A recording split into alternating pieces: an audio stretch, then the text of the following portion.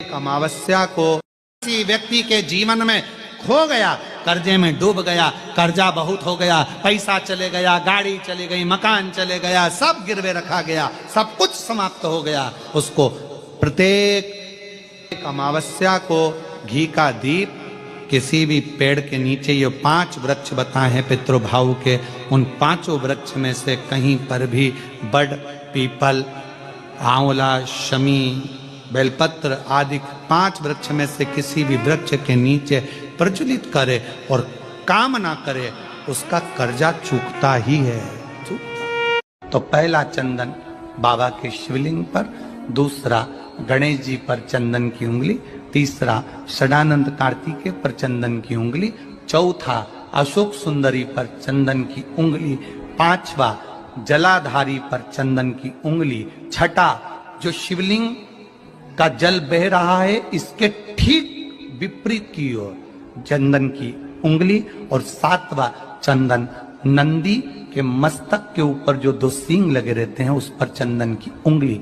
ये कब लगाई जाती है? या तो अमावस्या के दिन आपको लगता है कि हमारे पूर्वजों का उद्धार नहीं हुआ, हमारे पूर्वजों का कल्याण नहीं हुआ, कहीं अधोगति में कोई चला, अमावस्या है, शाम के समय घी का दिया नदी के घाट पर, तालाब पर, कुएं पर। शहरों में अगर नदी तालाब नहीं है तो आपके घर में जो मटका है, हंडा है, शहर वालों, गांव में अगर नदी तालाब हो, अपने शहर में हो तो वहां लगाओ, और अगर नदी तालाब नहीं हो तो पानी का जो हंडा मटका रसोई घर में होता है, अमावस्या के दिन शाम को वहां भी दिया लगा सकते हो। अगर नहीं है नदी तालाब बावड़ी कुआं तो अगर है तो वहां जाओ, नहीं हो तो वहां पर लगाओ।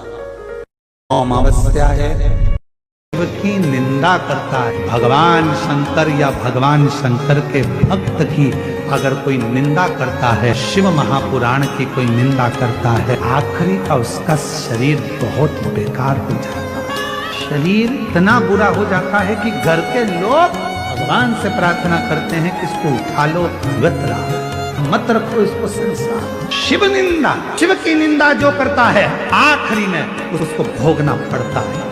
आप कथा में नहीं जा सकते, मत जाओ। किसी को ये मत कहो कि शिव पुराण सुनकर क्या करोगे, क्यों इनके चक्कर में पड़े हो, क्यों क्या करना, शंकर जी की कथा से क्या मतलब है, आए को जा रहे हो, क्या मतलब है, क्या रखा है शिव पुराण में, क्यों शंकर जी के मंदिर में 1 लोटा जल चढ़ाना। शिव की निंदा करने वाले की गति आखिरी में ऐसी हो जाती है, आखिरी में उसको भोगना पड़ता है। जो कटोरी, उस कटोरी में धान भर लीजिए, चावल, उसमें 1 लौंग और 1 बेलपत्र, बस ये रख लीजिए। जो हंडा होता है, घर में पानी का मटका होता है, पितरों का जो स्थान होता है जहां पानी पीते हैं अपन, मटका, हंडा, टंकी, बाल्टी, जो भी हो। आजकल तो लोग आरओ लगा लिए हैं तो नीचे भी तुम मटका रखते होगे, हंडा रखते होगे, टंकी रखते होगे, उसी के पास में वो कटोरी रख दीजिए। 14 की रात्रि अमावस्या के दिन उस कटोरी का चावल, बेलपत्र, ये सब शिव मंदिर के अंदर आप कोई भी एक स्थान पर, कोई दोने के अंदर रखकर या कागज के अंदर रखकर, शिव स्थान पर, शंकर के मंदिर में शिवलिंग को केवल स्पर्श कर कर जमीन पर ही उसको एक कागज में या दोने में, उसको जहां जलाधारी होती है वो जलाधारी के पास में गणेश वाले स्थान पर अन्न रखते हैं। जब हम चावल और 1 बेलपत्र और 1 लौंग जो रखते हैं वो हम गणेश जी वाले स्थान के साइड में रखते हैं, नीचे की ओर रखते हैं। छोटी सी चित मानस में एक बात सुनी होगी कि रावण प्राणों को जब त्याग रहा था तो उसने लक्ष्मण जी को 3 उपदेश दिए थे। कितने उपदेश दिए हैं? किन्ने भेजा था लक्ष्मण जी को रावण के पास? भगवान श्री राम। उसका सबसे पहला उपदेश कौन सा था? रावण ने मरने से पहले 3 बातें बोली लक्ष्मण जी के कानों में। और आप सबको मालूम है कि लक्ष्मण जी ज्ञान लेने के लिए जब गए थे तो रावण के सिर के पास जाकर खड़े हो गए थे, तो रावण ने मुंह फेर लिया था, ज्ञान नहीं दिया था। लक्ष्मण जी वापिस आ गए थे राम जी के पास में कि ऐसा रावण है, लोग कहते तब विद्वान है, मैं उसके पास गया तो उसने मुंह फेर लिया। भगवान राम जी ने कहा ज्ञान लेते समय सिर पे जाके बैठते हैं कि चरणों में बैठते हैं? तो कहा गया था तो कि सिर के पास, चरणों में जाकर बैठ। रावण पड़ा है मृत्यु सैया पर, जमीन पर, लक्ष्मण जी उसके चरणों में जाकर बैठ गए तो रावण ने हाथ का इशारा कर कर बुलाया, मेरे करीब में आओ। 3 उपदेश रावण ने मृत्यु की सैया पर मरने से पहले लक्ष्मण जी के कानों में दे दिया। पहला, अच्छे कार्य में 1 मिनट की देरी मत करो। लक्ष्मण, यदि कोई अच्छा कार्य हो रहा है और उसमें अगर आपको जाने का मौका मिल जाए तो 50 काम छोड़ दो, सबसे पहले अच्छे काम में पहुंचने का प्रयास करो।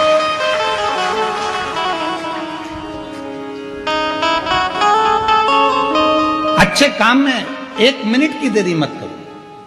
अच्छे कार्य में बिल्कुल देरी ना करिए। अच्छा कार्य करने का मौका मिला तुरंत जाइए, भगवत भजन करिए, स्मरण करिए।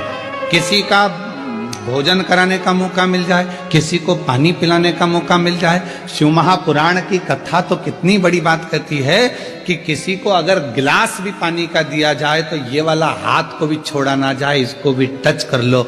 हो सकता है कि हमारा जब शरीर, हो सकता है कि ये जो आधा शरीर है, आधा भाग है मनुष्य का शरीर, जो आधा भाग किसी काम को नहीं कर पाता तो मरने से पहले आधा तन काम करना बंद कर देता है। लोग उसको पैरालिसिस कह देते हैं। आधा शरीर काम नहीं करा। जब भगवत भजन का समय आया, सत्कर्म का समय आया, हम भोजन करा रहे थे, एक हाथ से दे दिया, दूसरा हाथ टच ही नहीं कर पाया। एक हाथ से पानी का गिलास उठा कर दे दिया, पानी भी नहीं पिला पाया। ये आधा अंग किसी काम का नहीं आया। लोगों ने कहा ये लेफ्ट भाग है ना, ये किसी काम का नहीं होता, ये बेकार भाग है। तो कहा इसको अच्छा बनाने के लिए क्या करना पड़ेगा? तो कोई प्यासे को जब पानी पिला रहे हैं तो दोनों हाथों से उस जल के पात्र को दीजिए। यहां तक हमारे पूर्वजों में, हमारे पुरखों में ऐसा नियम चलता था। पूर्वजों में अगर कोई पानी पीता था, ऐसे मुख लगाकर पानी पीते थे, तो लोटे से पानी देने वाला दोनों हाथों से पानी डालता था और पीने वाला एक हाथ से पीता था। क्यों? क्योंकि वो ग्रहण कर रहा है और वो देने वाला दोनों हाथों से दे रहा है। तो ये हाथ का प्रयोग पूर्ण होना चाहिए, जिससे मरने से पहले इस शरीर का आधा अंग रह ना जाए। इसको चालू रखने के लिए अभी से काम करना पड़ेगा। शिव जी के मंदिर में दोनों हाथों से जल चढ़ाइए, शंकर जी के मंदिर में दोनों हाथ से सफाई करिए, शिव जी के मंदिर में दोनों हाथ से झाड़ू पोछा करिए, शिव जी के मंदिर में दोनों हाथ से दीप को लगाइए। शिव जी के मंदिर, कई माताओं की आदत रहती है एक हाथ में घंटी पकड़ ली, एक हाथ में पकड़ लिया दिया, एक से घंटी बज रही है, दूसरे से दिया बज रहा है। पर हमारे यहाँ पर यहां तक कहा गया कि प्रथम आरती प्रारंभ होने से पहले मंदिर के घंटी को नाद करिए और नाद करने के बाद थोड़ी देर दोनों हाथों से दीप जलाकर उसको घुमाइए। अर्थात भगवान के सामने ये दोनों हाथों का सदुपयोग करिए, प्रयोग करिए। उसके बाद फिर भले एक हाथ में दिया ले लो, एक हाथ में घंटी ले लो, चल जाएगा, पर ये दोनों हाथों का सदुपयोग होना चाहिए, दोनों हाथों का। और कोई पिछले जन्म के अच्छे कर्म मुझे बाबा तेरा साथ मिला, कोई पिछले जन्म के अच्छे कर्म मुझे बाबा तेरा साथ मिला। पूर्व का कोई कर्म तो अच्छा कर्म, यहां तक हमारे शास्त्र कहते हैं, कितना सुंदर कहा, एक चावल के दाने को भी अगर शिव जी पर चढ़ाया जाता है तो डब्बे में से, कई माताओं की आदत रहती है डब्बा खुला हुआ है, डब्बा रखा हुआ है, उसमें से एक चावल का दाना उठाया, शिव जी को चढ़ा दिया। शिव महापुराण की कथा कहती है, डब्बी में से अगर शिव जी को चावल का दाना चढ़ा रहे हो, पहले डब्बी में से उठाकर अपनी हथेली पर रखो, फिर उस चावल के दाने को भगवान को समर्पित करते चलो, समर्पित करते चलो, फिर करो। ये शरीर आधा ना रह जाए, आधा ना। अब जो हाथ देखकर भी क्या करोगे, दिखा के भी क्या करोगे? ईमानदारी से बोलो, जो किस्मत में है वो तो भोगना पड़ेगा। क्या होगा उससे ज्यादा? लिखा उसे कोई काट नहीं सकता। अब मंदोदरी के पास खबर पहुंच गई कि लंका में कोई एक ज्योतिषाचार्य आया है, बड़ी सुंदर हस्तरेखा देखता है। मंदोदरी आ गया, उधर रावण युद्ध के मैदान में युद्ध कर रहा है, इधर मंदोदरी हाथ दिखा रही है। बताइए मेरा भाग्य क्या कहता है? लंकाधिपति रावण की धर्म पत्नी मंदोदरी कहती है, मेरा भाग्य क्या कहता है ये बता दीजिए। श्री हनुमान जी महाराज जो ज्योतिष का रूप रख कर आए, उन्होंने कहा मंदोदरी तो लंका के राजा रावण की धर्म पत्नी है, बड़ी विद्वान है तू, तेरे ही बल पे लंका का राजा रावण जी रहा है, अगर तू नहीं होती तो ये कब का मर गया होता। मंदोदरी बोली बिल्कुल सत्य बोले हो महाराज, बिल्कुल सत्य, वो तो मैं हूं इसलिए जिंदा है, बस तू ही जिंदा रखी है, और तेरे पास में रावण की वो चीज रखी है जिसके कारण रावण नहीं मर रहा। मंदोदरी बोली महाराज जी बिल्कुल सत्य कहा, राम जी में वो प्रबलता नहीं हो सकती जो रावण को मार दे। वो तो मेरे पति लंकाधिपति रावण ने तप करा था, ब्रह्मा जी से वर मांगा था, वर दिया ब्रह्मा जी ने, रावण बोला मैं मरूं नहीं ऐसी वर दीजिए, ब्रह्मा जी ने कहा ये नहीं हो सकता, तो मेरी नाभि में अमृत दे दीजिए, कहा दिया,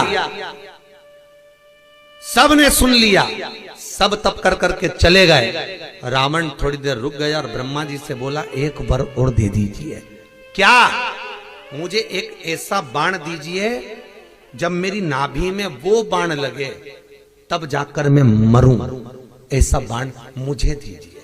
ब्रह्मा जी ने कहा तथास्तु ये ले। ब्रह्मा जी ने वो बाण रावण को दिया, रावण ने वो बाण मंदोदरी को दिया, मंदोदरी ने अपने सोने वाले कमरे में उस बाण को दीवार में चुनवा दिया। मंदोदरी कहती है रावण को मैं बचाकर रखी हूं।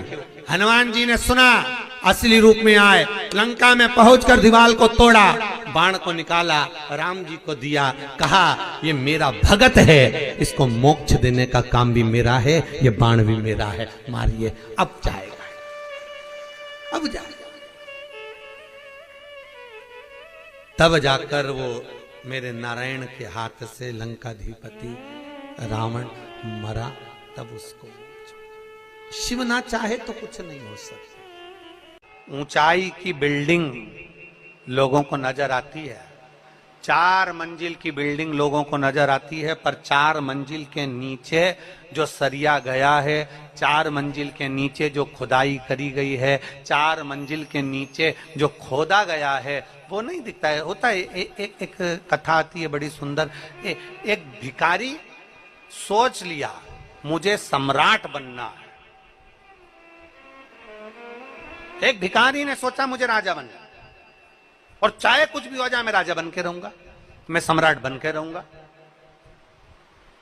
अब भिखारी ने सोचा मुझे सम्राट बनना है, तो किसी ने भिखारी से पूछा कि तुम सम्राट कैसे बनोगे, तो भिखारी ने कहा भीख मांग के। अरे भिखारी भीख मांगकर कोई सम्राट बनता है क्या, पर मुझे बनना है। भिखारी ने चौराहे के पास में अपनी चादर बिछाई फटी हुई और बैठ गया भीख मांगने के लिए। भीख मांगता रहा, मांगता रहा, मांगता रहा, मांगता रहा, 10 साल, 15 साल, 20 साल, 25 साल, 30 साल, 40 साल भीख मांगता रहा, मांगता रहा, मांगता रहा, मांगता रहा, और एक दिन भीख मांगते मांगते मांगते मांगते मांगते मांगते उसकी अंतिम क्षण आ गया, और भिखारी सीता राम हो गया। उसका सम्राट बनने की आशा, उसका राजा बनने की आशा उसके साथ ही मर गई, उसी के साथ समाप्त हो गई। भिखारी मर गया, भिखारी समाप्त हो गया। अब गांव के लोगों ने देखा, नगर के लोगों ने देखा कि भिखारी मर गया, भिखारी का कपड़ा फेंक दिया, भिखारी की चादर फेंक दी, भिखारी का सामान फेंक दिया। अब जिस जगह पर भिखारी सोता था, जिस जगह पर भिखारी पड़ा रहता था चौराहे पर, वो भिखारी ने उस जगह को इतना गंदा करके रखा था, इतना गंदा करके रखा था कि उसमें बदबू आ रही थी।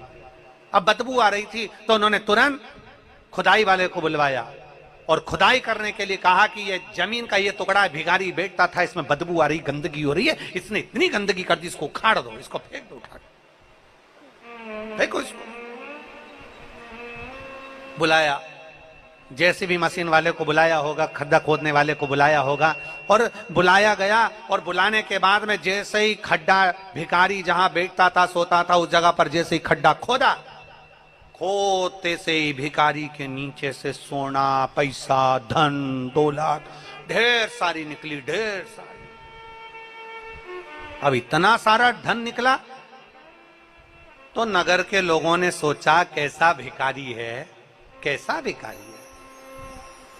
थोड़ा सा अगर नीचे खोद लेता और इतनी सारी दौलत उसे प्राप्त हो जाती तो वैसे ही सम्राट हो जाता। जिंदगी भर भीख मांगते मांगते मर गया, पर खुदाई नहीं करा, खोदा नहीं, और सम्राट बनने का आशा लेकर मर गया। थोड़ा सा खोदता तो उसमें से धन मिल जाता, धन मिल जाता तो सम्राट बन जाता। अर्थात शिव महापुराण की कथा कहती है हम भी ऐसे ही हैं, हम और आप सब एक जैसे हैं। दुनिया से कहते